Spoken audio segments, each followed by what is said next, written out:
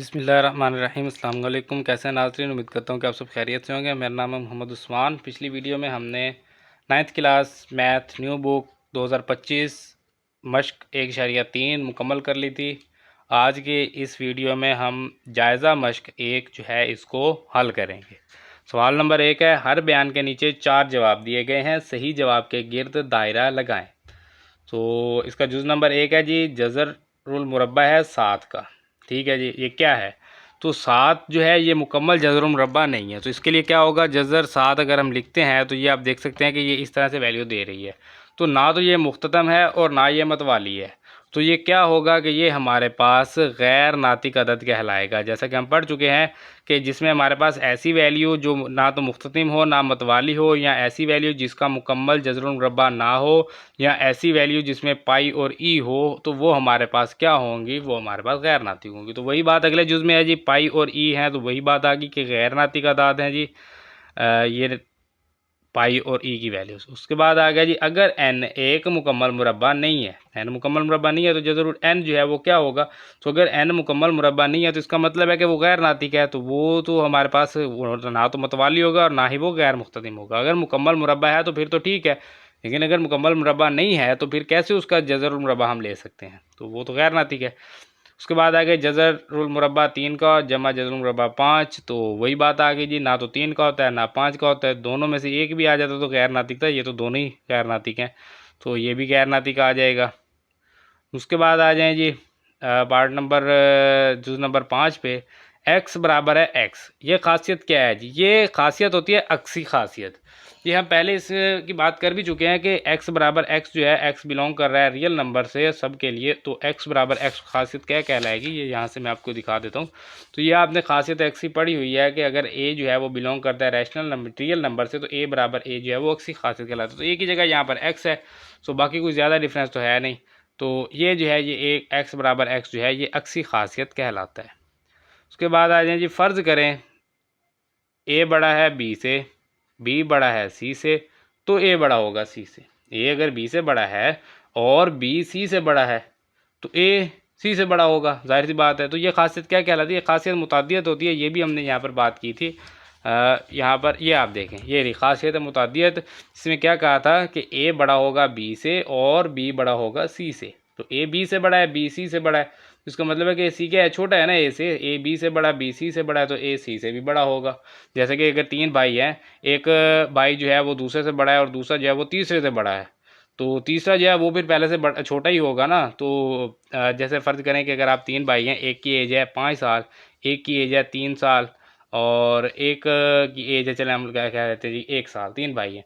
अब ये भाई जो है ये बड़ा है इससे, ये भाई बड़ा है इससे, तो ये भाई इससे भी तो बड़ा है ना। तो ये जो बड़ा है ये इससे भी बड़ा है। तो इसका मतलब है कि क्या है कि ए जो है ये फिर सी से भी बड़ा है, क्योंकि बी सी से बड़ा है और ए बी से बड़ा है, तो बी ए जो है वो सी से भी बड़ा है। तो ये खासियत मुतादियत कहलाती है। तो ये क्या होगी, ये खासियतें मुतादियत कहलाएगी। उसके बाद आ जाते हैं जी अगले जुज़ पे, जुज़ नंबर 7। इसमें कहा गया है जी 2 की पावर x है ज़रब 8 की पावर x है बराबर 64 हो तो x बराबर होगा। तो x की जो कीमत है वो हमने यहाँ पर मालूम करनी है। तो उसके लिए अब हमें जो है यहाँ पर एक अदद जो है वो अलहदा शीट की ज़रूरत पड़ेगी। 2 की पावर x है ज़रा 8 की पावर x है और बराबर में क्या है जी 64। ये लें जी, ये अब 64। तो क्या होगा जी, ये हमारे पास 2 की पावर x, 8 की तेज़ी करेंगे। 8 की तेज़ी क्या होती है जी, 2 पे 4, फिर 2 पे 2 और फिर 2 पे 1। तो 2 की पावर कितनी आ गई है जी 3, और बाहर क्या है x बराबर 64 है। 64 की तेज़ी करेंगे, 2 पे आ जाएगा 32, फिर 2 पे 16, फिर 2 पे 8, 2 पे 2 और फिर 2 पे आ जाएगा 1। 1 2 3 4 16 8, सॉरी यहाँ पर 4 आएगा, फिर ये 2 और फिर 2 पे 1। तो ये हमारे पास 1 2 3 4 5 6। तो 2 की पावर आ गई 6। यहाँ पर 2 की पावर x ज़रब 2 की power 3x, 3 ज़रब x 3x, base same है, यानी कि इसका आप कहेंगे कि कायदा सेम है। तो ये 2 की पावर x जमा 3x हो जाएगा बराबर 2 की पावर 6। यहाँ भी 2 की पावर 6 है बराबर में। तो 2 की पावर x जमा 3x 4x बराबर 2 की पावर 6। कायदा सेम है, बराबर दरमियान में क्या है जी बराबर। दो दो के बराबर है तो 4x जो है ये किसके बराबर होगा, 6 के। तो x बराबर आ गया 6/4, चार तरफ से इधर आके तकसीम, x बराबर होगा जी 3/2। तो 3/2 देखते हैं कहाँ पर है, तो ये रहा जी 3/2। तो ये हमारे पास इसका है जी आंसर। उसके बाद आ जाती जी जुज नंबर 8 पे। फ़र्ज़ करें ए बी बिलोंग कर रहे हैं रियल नंबर से, तो ए बराबर बी और बी बराबर ए जो है ये खासियत कहलाती है, ये तशाकुल खासियत होती है। इसकी भी हम बात कर चुके हैं कि ए बराबर बी और बी बराबर ए हो तो ये खासियत तशक्कुल है, ए बराबर बी बी बराबर ए। सो ये खासियत तशक्कुल कहलाती है। ये खासियत आपको याद करनी पड़ेगी, ये आपकी जान नहीं छोड़ेंगी। उसके बाद आ जाए जी जज़र मुरब्बा है जी 75 का और 27 का, इन दोनों का सम। तो जज़र 75 जमा जज़र 27, इन दोनों का सम जो है ये हमने क्या कर रहे हैं जी, फाइंड करना है। सो 75 क्या होता है जी, ये हमारे पास, इसको हम लिखेंगे 75 को 25 ज़रब क्या आएगा जी, ये 3 जमा ये आ जाएगा हमारे पास 9 ज़रब 3। तो 25 का जज़र मुरब्बा 5, 3 ऐसे ही आ जाएगा, प्लस में 9 का जज़र मुरब्बा 3 और ये 3 ऐसे ही आ जाएगा, क्योंकि 3 का तो नहीं होता तो, लेकिन 9 का होता है, 9 का हमने लिख दिया। सो 5 जज़र 3 जमा 3 जज़र 3, तो 5 जमा 3 8, जज़र मुरब्बा आ गया 3 का। तो ये हमारे पास डी पार्ट जो है ये इसका आंसर है। उसके बाद आ जाए जी 10 जुज़ नंबर 10 पे, आखिरी जुज़ है जी ये हमारे पास 3 जमा जज़र है जी 5 का और 3 माइनस जज़र है 5 का। 3 जमा जज़र मुरब्बा 5 और 3 माइनस जज़र मुरब्बा है 5, ए जमा बी ए माइनस बी, तो ये ए स्केयर माइनस बी स्केयर होगा, ये इससे कैंसिल, 3 का स्केयर 9 माइनस 5, 9 माइनस 5 4। अब 4 क्या है हमारे पास, 4 मुफरिद है, नहीं मुफरिद तो नहीं है, मुफरिद तो 2 3 5 7 होता है। उसके बाद 11 ताक, ताक भी नहीं है, 1 3 5 7 9 में से भी नहीं है। गैर नातिक, गैर नातिक भी नहीं है, क्योंकि पी ओवर क्यू की फॉर्म में लिख सकते हैं। तो ये नातिक अदद है। नातिक अदद की ये तारीफ़ होती है कि वो जो है वो यानी कि वो सही अदाद से जो है वो बिलोंग करता है और पी बटा क्यू की फॉर्म में हम उसे लिख सकते हैं, उसकी पी बटा क्यू की शक्ल में। तो नातिक अदद है ये हमारे पास। तो ये इसका जुज़ नंबर 10 जो है ये मुकम्मल हो गया और इसके साथ हमारा क्वेश्चन नंबर 1 भी कंप्लीट हो गया है। तो ये है जी हमारे पास सवाल नंबर 2। अगर ए बराबर 3/2, बी बराबर 5/3 और सी बराबर 7/5 हो तो साबित करें। जुज़ नंबर 1 है इसका ए इंटू बी जमा सी बराबर ए बी जमा ए सी। तो पहले लेफ्ट हैंड साइड को लेंगे, ए इंटू बी जमा सी। ए की वैल्यू क्या है, ए की कीमत 3/2 इंटू बी की कीमत 5/3 जमा सी की कीमत 7/5। तो ये जो है ये हमारे पास आ जाएगा 3/2, इसका लेंगे आधे आज़म जो कि 5 ज़रब 3 15 आ जाएगा। 15 को 5 से ज़रब करेंगे, 3 से तकसीम करेंगे, तो ये आ जाएगा 25 जमा 15 को 7 से ज़रब करेंगे और 5 पे तकसीम करेंगे, तो ये आ जाएगा 21। तो 25 जमा 21 ये हमारे पास हो जाएगा 46।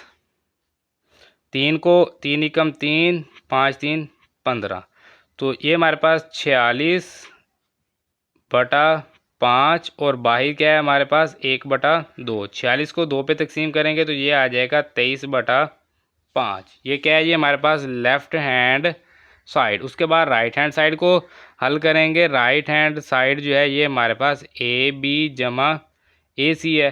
तो ए की वैल्यू हमारे पास 3/2, बी की वैल्यू 5/3 जमा ए की वैल्यू 3/2, बी की वैल्यू 7/5। तो ये अब हमारे पास 3 3 से कैंसल, ये आ गया जी 5/2 जमा 7 या 21/5 दूनी 10। तो एलसीएम क्या आएगा जी इसका 10 ही आ जाएगा, आधे आज़म 10 आ गया। तो 10 को 5 से ज़रब करेंगे 50, 2 पे तकसीम करेंगे 25 जमा 10 को 21 से ज़रब करके 10 पे तकसीम करेंगे तो 21 ही रहेगा। तो 25 जमा 21 ये हो जाएगा हमारे पास 46 तकसीम 10। 2 पे तकसीम हो रहे हैं दोनों, 2 पे तकसीम करेंगे तो ये 23/5 बराबर लेफ़्ट हैंड साइड। बस साबित हुआ कि लेफ़्ट हैंड साइड जो है ये बराबर है राइट हैंड साइड के। तो ये जो है ये हमारा जुज़ नंबर 1 मुकम्मल हो गया है। तो ये जी हमारे पास जुज़ नंबर 2, इसको हल करेंगे। Left hand side is equal to A जमा बी इंटू सी, और इधर ही जो है वो हम राइट हैंड साइड भी इसकी लिख लेते हैं। Right hand side is equal to A C जमा बी सी। यहाँ से ए की वैल्यू क्या है जी हमारे पास? ए की कीमत हम लिखेंगे 3/2 जमा बी की कीमत 5/3 और सी की कीमत है 7/5। तो ये इसका जो आधे आज़म है वो आ जाएगा 6 को 3 से ज़रब करेंगे, 2 पे तकसीम करेंगे, 6×3 = 18, 2 पे तकसीम किया तो ये आ जाएगा 9 जमा 6 को 5 से ज़रब करेंगे, 3 पे तकसीम करेंगे तो 6×5 = 30, तकसीम 3 करेंगे तो ये आ जाएगा 10। तो 10 जमा 9 19, 19/6 ये आ गया। उसके बाद इधर आ जाएं जी, ये हमारे पास राइट हैंड साइड है जी। ए की कीमत है जी हमारे पास 3/2, सी की कीमत है हमारे पास 7/5 जमा बी की कीमत है हमारे पास 5/3 और सी की कीमत है जी 7/5। 5 तो 5 से कैंसिल हो गया। ये हमारे पास 7×21 = 5×2 = 10 जमा ये हमारे पास 7/3। तो इसका जो है वो हमें चाहिए जी आधे आज़म आ जाएगा जी 30। 30 को ज़रब करेंगे 21 से और तकसीम करेंगे 10 पे तो ये 21, 30 को 10 पे तकसीम किया 3, 3 को 21 से ज़रब कर दें जी। 3 को 21 से ज़रब करेंगे तो ये हमारे पास आ जाएगा 63 जमा ये हमारे पास आ जाएगा जी 30 को 7 से ज़रब करके 3 पे तकसीम करेंगे तो ये 70 आ जाएगा। तो 70 और 63 ये आ जाएगा 133 तकसीम 30। तो 133 तकसीम 30 ये डिवाइड भी नहीं हो रहा। ये इधर 19, ये सॉरी यहाँ पर हमारे पास 7 जो है ये रह गया है 7/5, ये हमने इसके साथ मल्टीप्लाई नहीं किया तो ये 7/5 भी आएगा। तो 7 को 19 से जो है वो मल्टीप्लाई करेंगे तो ये हमारे पास आ जाएगा 7 × 19 तो ये 133 /6×5 = 30। तो हाँ ये अब ठीक है, दोनों आंसर ठीक है, इक्वल है। तो बस साबित हुआ कि लेफ़्ट हैंड साइड बराबर है राइट हैंड साइड के, और ये हमारा सवाल नंबर 2 भी मुकम्मल हो गया है। ये जी हमारे पास सवाल नंबर 3, अगर a बराबर 4/3, b बराबर 5/2 और c बराबर 7/4 हो तो हकीकी अदाद की खासियत तलाज़ुम बिल्लिहाज जमा और ज़रब को साबित करें। अब खासियत तलाज़ुम क्या होती है जी? खासियत तलाज़ुम बिल्लिहाज जमा ये होती है हमारे पास a जमा b जमा c बराबर a जमा b जमा c। तो ये जब आपने इनको याद किया होगा तभी आप इनको लिख सकेंगे। बाकी जो है वो हम यहाँ से मैं आपको ये दिखा भी देता हूँ। खासियत बिल्लिहाज जमा, खासियत तलाज़ुम बिल्लिहाज जमा, तो ये a जमा b जमा c, a जमा b जमा c, तो ये जो है ये इसकी खासियत है। इसी तरह से अगली जो है खासियत तलाज़ुम है बिल्लिहाज ज़रब, तो इसके लिए ये ज़रब में आ जाएगा, सेम वही चीज़ है। तो ये आपको खासियत जो है ये आपको याद करनी होंगी। अब यहाँ से जो है a की वैल्यू हम यहाँ पर पुट करेंगे। पहले लेफ्ट हैंड साइड लिख लेते हैं। Left hand side is equal to a जमा b जमा c, और इधर जो है वो हम राइट हैंड साइड को लिखेंगे। Right hand side is equal to पहले a जमा b करेंगे, उसके बाद c आ जाएगा। तो a की वैल्यू 4/3 जमा b की वैल्यू जो है वो 5/2 जमा c की वैल्यू 7/4। तो आधे आज़म लेंगे यहाँ पर, ये हमारे पास 4/3 जमा इसका आधी आज़म आ जाएगा हमारे पास 4, और यहाँ पर जो है ये हमारे पास आ जाएगा 4 को 5 से ज़रब करेंगे, 5×4 = 20, 2 पे तकसीम किया 10 जमा 7×4 = 28, 4 पे तकसीम किया 7 आ जाएगा। तो 10 जमा 7 17, 4/3 जमा 17/4। तो इसका दोबारा से आधे आज़म लेंगे 12, 4 × 12 और ये 4×4 = 16 जमा 7×3 ये 51 आ जाएगा हमारे पास। तो 51 जमा 16 करेंगे तो ये हमारे पास आ जाएगा इज़ इक्वल टू 67 आ जाएगा। हाँ 67/12। तो इसी तरह से जो है इसकी राइट हैंड साइड को सॉल्व करते हैं जी। ये हमारे पास a जमा b पहले है जी 4/3 जमा 5/2, और इसमें जमा करेंगे जी c की कीमत 7/4। तो इसका जो है वो आधे आज़म क्या आएगा जी 3 × 2 = 6 और 4 दूनी 8 जमा 5 दियाँ 15 जमा 7/4 बराबर 15 जमा 8 करेंगे तो ये हमारे पास आ जाएगा 15 जमा 8 ये 23/6 जमा 7/4। तो इसका आधे आज़म क्या आएगा हमारे पास 6 और 4 का 6 4 आधे आज़म क्या आएगा 3 पे तकसीम करेंगे ये आ जाएगा 2 ये आ जाएगा 4 2 पे तकसीम करेंगे 2 सॉरी 1 और 2 फिर 2 पे करेंगे 1 और 1 तो 3 ज़रब 2 6 6 ज़रब 2 12 12 आ जाएगा इसका आधे आज़म 12 को 23 से ज़रब करेंगे 6 पे तकसीम करेंगे तो ये आ जाएगा हमारे पास पहले 6 पे तकसीम कर लेते हैं 2 2 को 23 से ज़रब करेंगे तो ये 46 जमा 12 को 7 से ज़रब करेंगे 4 पे तकसीम करेंगे तो ये आ जाएगा 21 तो 46 जमा 21 67/12 बस साबित हुआ कि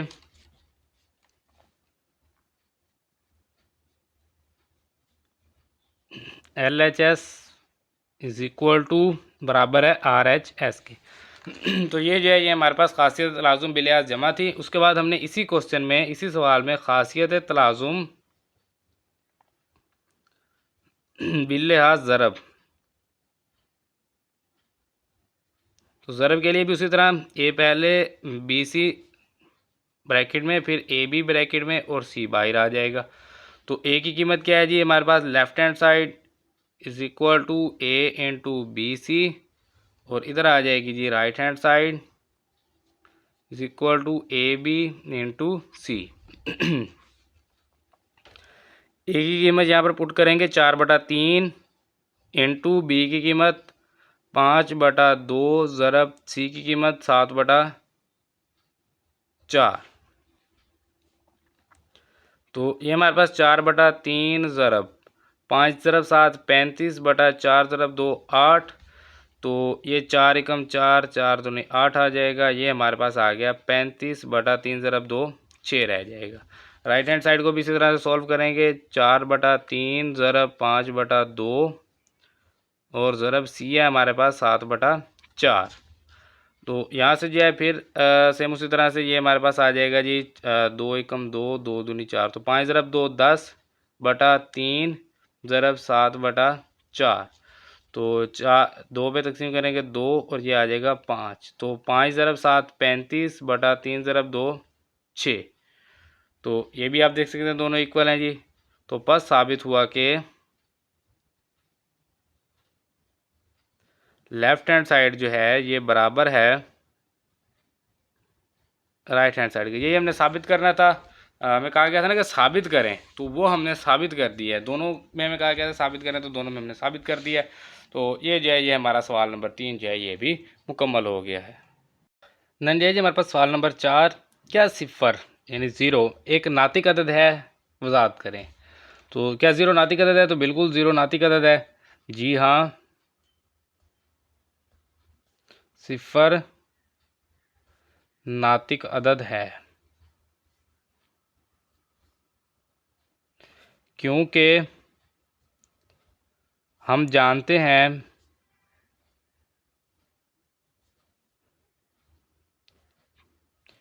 कोई भी अदद जिसको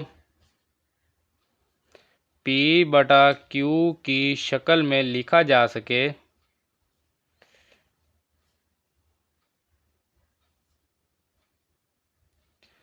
वो नातिक अदद कहलाता है।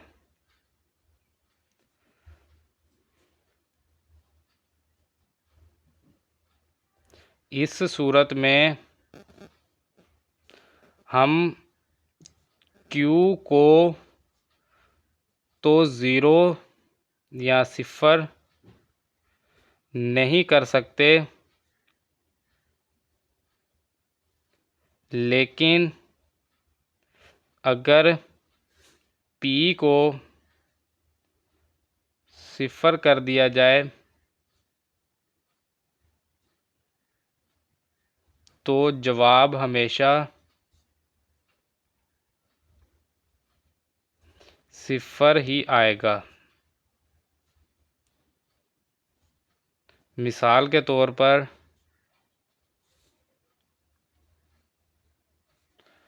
4 ओवर सॉरी 0/4, पी को 0 करना है ना, तो 0/4, 0/-4, 0/3, 0/9, इन सब का जवाब 0 ही है। तो इस तरह से आपने एक स्टेटमेंट लिखनी है कि जी हाँ, 0 नातिक अदद है, क्योंकि हम जानते हैं कोई अदद जिसको P/Q की शक्ल में लिखा जा सके वो नातिक अदद कहलाता है। इस सूरत में Q को तो 0 नहीं कर सकते, लेकिन अगर P को 0 कर दिया जाए तो जवाब हमेशा 0 ही आएगा। आएगा लिखना था, सॉरी, इसको मैंने, चलें, आएगा। मिसाल के तौर पर 0/4, 0/-4, 0/3, 0/9, इन सब का जवाब जो है वो 0 ही रहेगा। तो इस तरह से जो है अगर आप इससे भी कुछ ऐसे स्टेटमेंट आप बना सकते हैं तो आप बना दीजिए। बाकी यही कंसेप्ट जो है उसमें आपने बताना है कि Q को हम 0 नहीं कर सकते लेकिन P को 0 कर सकते हैं, तो इसीलिए जो है वो हमारे पास आंसर जो है वो 0 आएगा। तो ये हमारे पास सवाल नंबर 4 जो है ये भी मुकम्मल हो गया है। देन जी हमारे पास क्वेश्चन नंबर 5, हकीकी अदाद की सलासी खासियत बयान करें। अब हकीकी अदाद बेसिकली दुनिया जान के जितने भी अदाद हैं उन सबको हकीकी अदाद कहा जाता है। वो पॉजिटिव है, नेगेटिव है, स्क्वायर रूट है, अंडर रूट है, जमा है, माइनस है, ज़ीरो है, कुछ भी है, वो आपके पास क्या हो गए, वो हकीकी अदाद होते हैं। तो सलासी खासियत जो है वो हर हकीकी अदद के लिए होती है। सलासी खासियत हर हकीकी अदद के लिए होती है, चाहे वो पॉजिटिव हो, नेगेटिव हो या 0 हो। और इसको जो है वो लिखा कैसे जाता है, इसको हम लिखते हैं जी फॉर ऑल, यानी कि ये उल्टा ए जो है इसको कहा जाता है फॉर ऑल। जो हमारे पास ए बी है, या आप इसको जो है वो कह सकते हैं एक्स वाई कह सकते हैं, वैसे ए बी ठीक है क्योंकि बुक में ए बी दिया गया है। तो A B is belongs to real number. Real number means इसमें सारे आ जाते हैं रैशनल इरेशनल, यानी कि हमारे पास जो है नातिक और गैर नातिक ये सारे आ जाते हैं रियल नंबर में, हकीकी अदाद में। ए बी जो है वो बिलोंग करता है रियल नंबर से, तो इसमें जो है ये क्या हो सकता है कि हमारे पास जो है ए बराबर हो सकता है बी के, यानी कि आप इसको लिख दें कि ए बराबर है बी के, या आप लिख सकते हैं इसको ए जो है वो बड़ा है बी से, या आप इसको लिख सकते हैं ए जो है ये छोटा है बी से। तो इसके अलावा तो कोई खासियत नहीं हो सकती ना कि ए जो है वो बड़ा है बी से, या ऐसे हो सकता है कि ए छोटा हो बी से, या ऐसे हो सकता है कि बड़ा हो बी से या बराबर हो बी से। तो यही 3 सिचुएशन हो सकते हैं, तो वो लिख देंगे। तो ये इसके 2 नंबर के लिए काफ़ी है। 5 क्वेश्चन नंबर 5 जो है ये हमारा मुकम्मल हो गया है।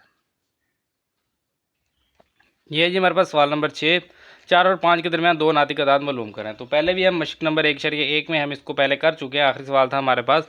तो उसी तरह से अब भी हम इसको जो है वो इस्तेमाल करेंगे। तो 2 अदद हमें दिए गए हैं, एक 4 है दूसरा 5 है, इन दोनों को जमा करेंगे 2 पे तकसीम कर देंगे तो एक नातिक अदद हमें मिल जाएगा। तो क्या आ सकता है जी, 4 जमा 5 9, तो ये आ जाएगा हमारे पास 9/2, ये एक आ गया है। इसी तरह से अब हमारे पास 3 है, 3 में से कोई भी 2 उठा लें, 5 और इसको उठा लेते हैं। अब हम 5 जमा 9/2, तो ये हमारे पास इसका आधे आज़म 2 आ जाएगा, और ये हमारे पास 5 दूना 10 जमा 9, तो ये बराबर 19/2 आ जाएगा। तो ये हो सकता है। इसके अलावा जो है वो आपके पास सॉरी, इसको जो है वो आपने यहाँ पर डिवाइड भी करना है 2 से, डिवाइडेड बाय 2, और यहाँ भी इसको लिखेंगे डिवाइडेड बाय 2। यहाँ पे इसको मैं लिख देता हूँ डिवाइडेड बाय 2। ये तो वैल्यू आ गई ना, अब इसको 2 से हमने डिवाइड भी करना था। तो ये 19/2 मल्टीप्लाई 1/2, डिवाइड ख़त्म करेंगे मल्टी आ जाएगा, तो मल्टीप्लाई आ जाएगा, तो 19/2 तरफ 2 4, तो 19/4 जो है ये आ जाएगा। जैसे 9/2 19/4, अब 4 हो गए हैं। तो अभी अगर आपको जितने भी कहीं जाएँ तो फिर आप 5 के साथ इसको यूज़ कर लें, फिर 4 के साथ इसको कर लें, 4 के साथ इसको कर लें, कितने आ जाएंगे, 4 5 और आ जाएंगे। फिर सभी को आप एक एक से कर सकते हैं। तो अनलिमिटेड, यानी कि इसकी कोई लिमिट नहीं होती, ये अनलिमिटेड टाइम आप जो है इनको फाइंड कर सकते हैं, जितने मर्जी आप कर सकते हैं। 2 के गए तो 2 कोई भी इस तरह रैंडम से आप निकाल के दे देंगे। तो ये जो है ये वैसे इतना इंपॉर्टेंट है नहीं क्वेश्चन, में भी 3-4 क्वेश्चन इकट्ठे बना के 2 नंबर में दे कुछ कह नहीं सकते। बाकी जो है ये हमारा क्वेश्चन नंबर 6 भी कंप्लीट हो गया है। तो ये है जी हमारे पास सवाल नंबर 7, दर्ज झेल को मुख्तसर करें। इसका जुज़ नंबर 1 है जी x की पावर 15 है, y की पावर 35, z की पावर 20 और रूट जज़र है जी 5 का। 5 का जज़र है, इसको हम इस तरह से लिख सकते हैं x की पावर 15, y की पावर 35 ओवर z की पावर 20 और होल की पावर आ जाएगी 1/5, क्योंकि हमें पता है जज़र हटा के हम उसकी जो भी वैल्यू होती है उसको हम डिवाइड में लिख देते हैं। अब सबके साथ अलग अलग लिख दें जी पावर। x की पावर 15 ज़रब 1/5, y की पावर 35 ज़रब 1/5 बटा z की पावर 20 ज़रब 1/5। ये बात आपने याद रखनी है कि पावर सिर्फ आप तब अंदर अप्लाई कर सकते हैं, तब अंदर आप मल्टीप्लाई कर सकते हैं जब आपके पास अंदर वाली सारी वैल्यूज़ मल्टीप्लाई ही हो रही हों। अगर इनमें से कोई भी जमा या माइनस हो रही होती तो फिर ये काम नहीं कर सकते, ये बात आपने याद रखनी है। तो अब यहाँ पर जो है इसको तकसीम करेंगे जी 15 को 5 पे, तो ये x की पावर आ जाएगी 3, y की पावर आ जाएगी 35 को 5 पे करेंगे तो 7 बटा z की पावर 20 को 5 में करेंगे तो z की पावर आ जाएगी 4। तो ये हमारे पास इसका आंसर है। तो ये जी हमारे पास जुज़ नंबर 2, इसको हल करेंगे। ये हमारे पास 27 की पावर है 2x और इसका है जी जज़ल मकब इसको कहते हैं। तो ये हमारे पास 27 है, इसको हम लिख सकते हैं 3 की पावर 3, यानी 3 ज़रब 3 ज़रब 3 27 होता है। और ये आ गया 2x और ये जो जज़रुल मकब है इसको हम लिखेंगे 1/3। तो 3 जो है ये इस 3 से कैंसिल, इज इक्वल टू 3 की पावर 2x। ये भी आंसर ठीक है। अदरवाइज़ आप इसको जो है वो थोड़ा सा और सिंप्लीफाई कर सकते हैं, 3 की पावर 2 अलग कर दें, x अलग कर दें, तो 3 का square 9 raise to power x। ये भी ठीक है, दोनों ठीक है। दोनों में से आप कोई भी जो है वो लिख सकते हैं यहाँ पर। तो ये है जी हमारे पास इसका जुज़ नंबर 3 आखिरी जुज़ है जी। यहाँ पर ये हमारे पास 6 इंटू 3 की पावर है जी n जमा 2, तो 3 की पावर n डॉट 3 की पावर 2 आ जाएगी बटा यहाँ पर 3 की पावर n डॉट 3 की पावर 1 माइनस 3 की पावर n। नीचे से जो है वो 3 की पावर n कॉमन लेंगे। ये हमारे पास 6 डॉट 3 की पावर n डॉट 3 का स्क्वायर 9 बटा ये हमारे पास 3 की पावर n जो है कॉमन लेंगे, 3 की पावर 1 3 माइनस यहाँ से कॉमन चलाएगा तो 1 आ जाएगा। तो ये जो है ये इससे कट गया, 3 माइनस 1 ये हो जाएगा 2, तो 6 डॉट 9/2, 2 को 6 को 2 पे डिवाइड करेंगे तो 3, 9 मल्टीप्लाई 3 करेंगे तो 27, यानी कि 27 जो है ये हमारे पास इसका आंसर है। दोनों को आप मल्टीप्लाई कर लेंगे, 2 पे डिवाइड कर देंगे तो 27 आ जाएगा। ये हमारे पास इसका आंसर है। नंजे जी हमारे पास सवाल नंबर 8, 3 मुसलसल सही ताकदात का मजमुआ 51 हो तो अदाद मालूम करें।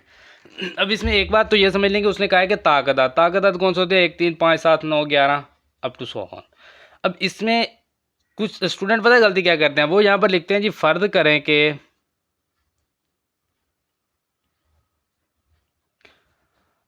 ए, उसके बाद लिख देते हैं जी a+1। यहाँ पर a+1 नहीं लिखना, अब आपने लिखना है a+2 a+4। अब आप कहेंगे कि ये तो जुफ्त अदाद है, ताक की बात करके आपने जुफ्त लिख दें, नहीं। अब असल में है क्या कि फ़र्ज़ करें कि ए की वैल्यू हमारे पास आ गई है मतलब 3 आ गई है ए की वैल्यू। फ़र्ज़ करें ए की वैल्यू 3 है, तो a+2 की वैल्यू कितनी होगी 5, a+4 की वैल्यू कितनी होगी 7। तो ये ताक नहीं है। अगर ए की वैल्यू हमने इसको कहा ही ए है, तो जब हमने इसको ए कहा है तो मस्ट है कि इसकी वैल्यू जो है वो हमारे पास ताक ही होगी, 3 होगी या 5 होगी। चले फ़र्ज करें 7 है, तो अगली वैल्यू 2 प्लस करेंगे तो 9, फिर 2 प्लस करेंगे तो 11, तो 7 9 11 ताक नहीं होगा। तो अगर आप इसमें 2 प्लस करेंगे तभी तो ताक होगा। अगर आप इसमें कर दें 1 प्लस कर दें तो ये ताक एक ताक का दूसरा जाकर जुफ्त हो जाएगा। तो इस तरह नहीं कर सकते। लेकिन हाँ, एक और इसका मेथड है कि आप इसको करें a+1 a+3 a+5। तो ये ठीक है। अब इसमें कितना डिफरेंस है जी, 1 से 3 तक 2 का डिफरेंस, फिर 3 से 5 तक 2 का डिफरेंस। यहाँ पर क्या किया कि हमने ए में 1 प्लस नहीं किया, तो 1 प्लस नहीं किया तो ए में 2 प्लस करेंगे, फिर ए में 4 प्लस करेंगे, तो फिर हमारे पास जो है वो वैल्यूज़ रहेंगी ताक वैल्यूज़। अगर आप ए में 1 प्लस कर देंगे तो फिर ए अगर आपके पास 7 आ रहा है तो दूसरी वैल्यू जो है वो 7 + 1 8 हो जाएगी, तो बिल्कुल गलत है ये, तो फिर ये ताक नहीं हुआ। तो ये आपने इसमें ख्याल करना है। तो अब यहाँ पर जो है हमें दिया गया है कि इनका सम, तो a+2 एंड प्लस a+4, तो ये कितना है जी 51 दिया गया है। तो a+2 plus a+4 is equal to 51।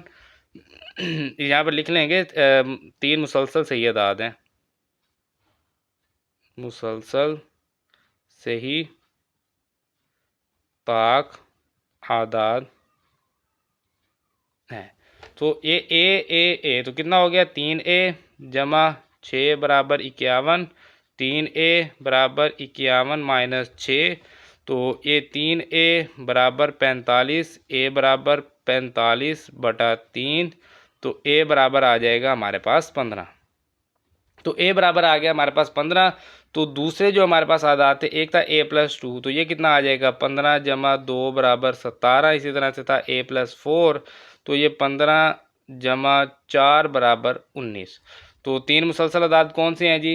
यहाँ चले लिख लेते हैं। तीन मुसलसल अदाद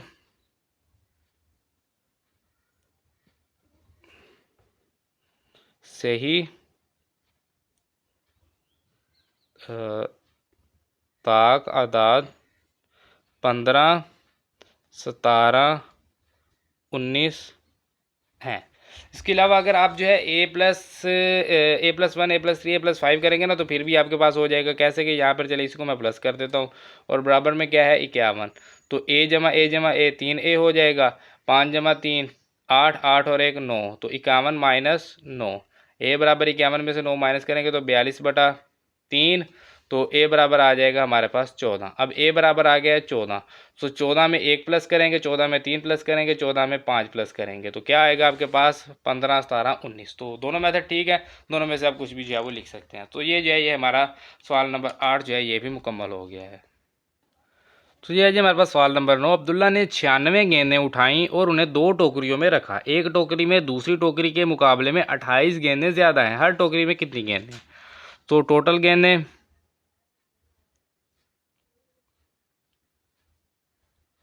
कितनी है जी? टोटल 96 है। फ़र्ज़ करें पहली टोकरी में गेंदें, तो पहली टोकरी में कितनी गेंदें, इनको हमने फ़र्ज़ किया x। तो दूसरी टोकरी में गेंदें कितनी है जी? हमारे पास a जमा कर लेंगे, इसमें कितना उसने कहा है जी कितनी ज़्यादा है? 28 ज़्यादा है, तो 28 इसमें जमा कर लेंगे। तो दोनों टोकरियों में टोटल गेंदें कितनी है जी? a जमा 28 ये बराबर है 96 के। सो a जमा 28 बराबर है 96। a जमा a 2a बराबर 96 माइनस 28। 2a बराबर 96 में से 28 जो है वो हम माइनस करते हैं, तो 96 माइनस 28 करेंगे, ये हमारे पास आ जाएगा जी 68। a बराबर 68/2, तो a बराबर आ गया हमारे पास 34। तो एक टोकरी में कितनी है जी? 34। दूसरी में a जमा 28 करेंगे, तो 34 जमा 28 बराबर कितनी आ जाएंगी? 34 जमा करें 28, तो ये आ जाएंगी 62। तो एक में 34 है, दूसरे में 62 है, टोटल कुल मिला के हो गई 96। एक में 28 ज़्यादा है, तो दोनों टोकरियों में 34 और 62 गेंदें हैं। तो ये हमारा सवाल मुकम्मल हो गया। नंजे जी हमारे पास सवाल नंबर 10 आखिरी सवाल है इस एक्सरसाइज का, इस मशक का हमारे पास। इसमें कहा गया है सलमा ने एक बैंक में 3,50,000 रुपये की सरमायाकारी की।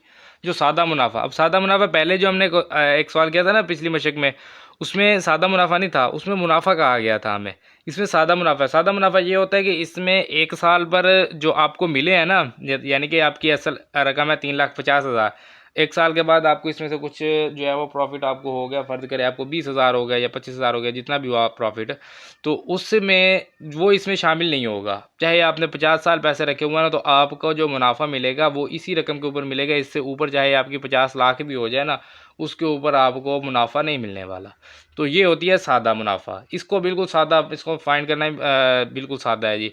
तो रुपए की सरमायाकारी की सादा मुनाफा 7/1/4% सालाना की शरह से अदा करता था, जो बैंक जो है वो अदा करता था। 2 साल बाद इस शरह को बढ़ाकर 8% सालाना कर दिया गया। मालूम करें कि 7 साल के अख्ताम पर उसके पास कितनी रकम थी।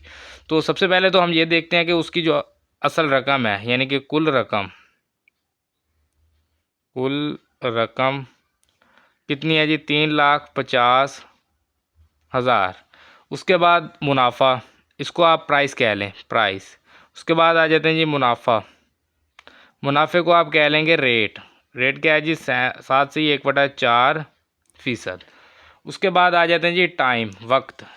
वक्त को कहेंगे जी ये हमारे पास है जी टाइम। तो टाइम कितना है जी, पहले 7 से 1/4% कितना अर्सा रही, 2 साल, तो ये रहेगा 2 साल।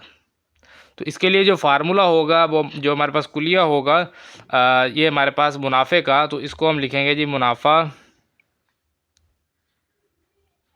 की रकम। मुनाफा की रकम जो है वो हमारे पास कितनी होगी, उसके लिए जो है वो आप टोटल जो कुल रकम है P, उसको ज़रब करेंगे जो मुनाफा है R, और उसको ज़रब करेंगे आप T जो टाइम है। इसमें ये फार्मूला भी ठीक है, अदरवाइज़ आप इसको 100 से तकसीम भी कर सकते हैं। इसको जो है वो आप अच्छी तरह समझ लें कि ये जो परसेंट है, या तो आप ये परसेंट साथ लगाएंगे, मतलब कि आर की जो वैल्यू है वो परसेंट समेत पुट करेंगे, परसेंट के साथ ही पुट करेंगे।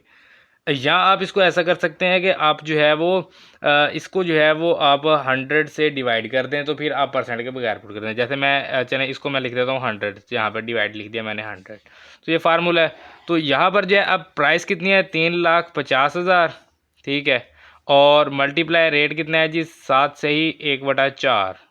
तो अब यही लिखेंगे, 7% नहीं लगाएंगे। मल्टीप्लाई टाइम कितना है, 2 साल, डिवाइडेड बाय 100। सो ये जो 100 है ये इससे कैंसिल हो गए 2 सिफर से, तो ये हमारे पास यहाँ पर रह जाएगा 3500 ज़रब ये 7 चौके 28 और 1 29/4, और ज़रब में आ जाएगा 2। तो इसको जो है वो हम 4, और ये हमारे पास 1 और ये 2 आ गया, फिर 2 पर इसको 1, और ये हमारे पास आ जाएगा यहाँ से 3500 को हम डिवाइड करते हैं 2 पे, 3500 तकसीम 2, तो ये हमारे पास आ जाएगा 1750।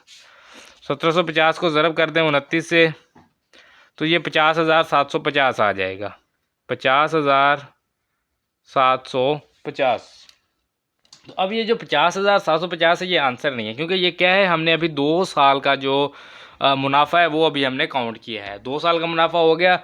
और बाकी कहा उसने कितने साल तक है, उसने कहा 7 साल तक का जो मुनाफा है वो फाइंड करना है। तो अब फिर जो कुल रकम है, जो प्राइस है वो हमारे पास इन्वेस्ट जो की गई है, प्राइस इज इक्वल 3,50,000 रुपये है। और इसके ऊपर जो अब मुनाफा है, जो ट्रस्ट है इसके ऊपर, वो कितना होगा, क्या उसका रेट होगा, वो हमारे पास 8% कर दिया गया, वो बढ़ा दिया गया है। कहाँ तक जी, 8% तक बढ़ा दिया गया है। अब इसके बाद जो वक़्त है वो हमें कब तक कहा गया है, हमें कहा गया है 7 साल तक। तो वक़्त 7 साल नहीं होगा, 2 साल तो पहले ये था, तो वो हमने फाइंड कर लिया। बाकी कितने रह गए, टोटल 5 साल। तो टाइम जो है वो हमारे पास रह जाएगा 5 साल। तो मुनाफा की रकम जो है वो हमारे पास, अब हम फार्मूला ऐसे ही लिख लेते हैं, P multiply R multiply T। तो अगर 100 से डिवाइड नहीं करेंगे तो फिर R के साथ परसेंटेज भी लगाएंगे। जैसे P की वैल्यू कितनी है, 3,50,000, तो R जो है वो हमारे पास कितना आएगा, अब 8%। अगर डिवाइड 100 से नहीं करेंगे तो परसेंट लगाएंगे। मल्टीप्लाई टाइम कितना है जी, 5 ईयर्स। अब परसेंट हटाने के लिए जो है वो अब हमें इसको डिवाइड करना पड़ेगा 100 से, तो 8/100, तो परसेंट ख़त्म, और ये आ गया 5। तो ये 2 ज़ीरो इधर 2 ज़ीरो से कैंसिल हो जाएंगे। तो ये हमारे पास आ गया 3500 ज़रब 8 ज़रब 5। तो 3500 ज़रब 8 ज़रब 5 करते हैं जी, 3500 ज़रब 8 ज़रब 5, तो ये हमारे पास हो जाएगा 1,40,000। तो 1,40,000 जो है ये प्रॉफिट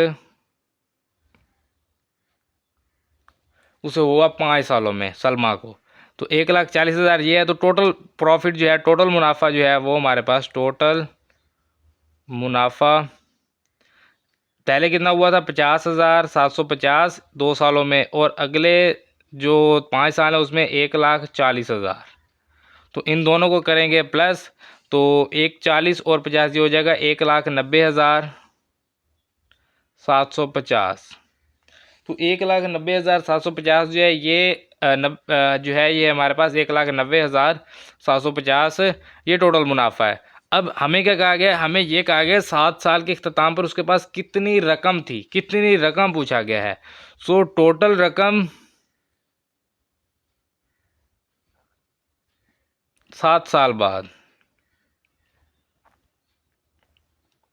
तो उसकी अपनी अमाउंट कितनी थी, 3,50,000, उसमें जमा करेंगे 1,90,750 जो उसने मुनाफा कमाया। तो इसमें जमा करते हैं जी 3,50,000 में आप जमा कर दें जी 1,90,750 रुपये, तो ये 5,40,750 रुपये बन जाएंगे। 5,40,750 रुपये, तो ये है उसके पास ये कीमत जो उसके पास 7 साल बाद थी। ये बाकी उसकी कीमत, ये उसका जो प्रॉफिट था टोटल, तो ये 7 साल बाद जो है ये इतनी रकम हो गई। तो ये था हमारा सवाल नंबर 10 जो हमने मुकम्मल कर लिया है। तो हमारी इसी के साथ जो आधा मशक थी, आधा मशक नंबर 1 जो है वो आज हमने मुकम्मल कर लिया। तो इंशाल्लाह अगले लेक्चर में अगले यूनिट जो है वो हम उसको यूनिट नंबर 2 को जो है वो स्टार्ट करेंगे। तो मिलते हैं इंशाल्लाह अगली वीडियो में, तब तक अपना ख्याल रखिए, दुआओं में याद रखिए। अल्लाह हाफिज़।